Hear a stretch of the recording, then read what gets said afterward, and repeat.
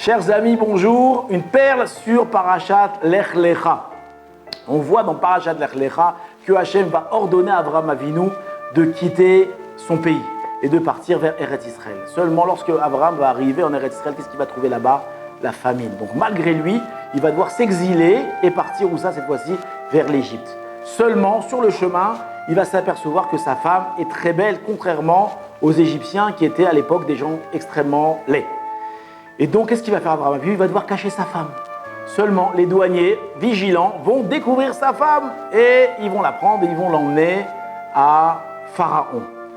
Le verset nous dit qu'à ce moment-là, ils ont voulu trouver grâce aux yeux d'Abraham. Et qu'est-ce qu'ils ont fait? Ils lui ont offert des cadeaux. Donc on voit, comme nous dit le verset, quant à Abraham, il fut bien traité. Ça veut dire que Sarah a été prise, mais Abraham, on l'a bien traité à cause de sa femme. L'histoire raconte que plus tard, Pharaon va se faire punir par Hachem d'avoir pris donc une femme mariée et va libérer sa femme. Seulement, sur le premier verset qu'on a dit que Abraham a été bien traité à cause de sa femme, Rabbi Chelbi, dans Masechet Baba Metzia, nous enseigne quelque chose d'extraordinaire. Et il nous dit, je l'ai en français ici, un homme doit toujours faire attention d'honorer sa femme. Pourquoi?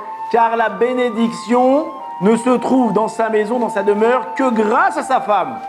Comme il est dit, donc il ramène ce verset-là, quant à Abraham, il fut bien traité à cause d'elle. Donc il y a une allusion dans le verset que lorsqu'on fait du bien à sa femme, quand on traite bien sa femme, on est gentil avec sa femme, alors Hachem il nous envoie la bénédiction. Maintenant, il faut essayer de comprendre comment ça marche cette chose-là. Alors si on revient un petit peu en arrière dans Parashat Bereshit, on voit que Hachem va maudire Adam, le premier homme, et va maudire aussi sa femme. Quelle va être la malédiction de Adam? Bezat apecha tochal lechem. À la sueur de ton front, tu mangeras ton pain. Quelle va être la malédiction de la femme? Que imshol bar, que ton mari te dominera. Et donc Hachem, il dit à l'homme, mida keneged mida, mesure pour mesure.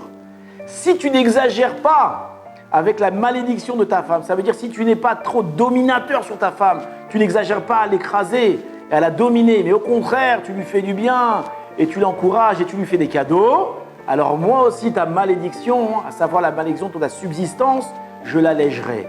Et donc ainsi on comprend les paroles de Rabbi Chelbi et les paroles que Rava disait aux gens de Mechosa. Qu'est-ce qu'il disait Rava aux gens de Mechosa?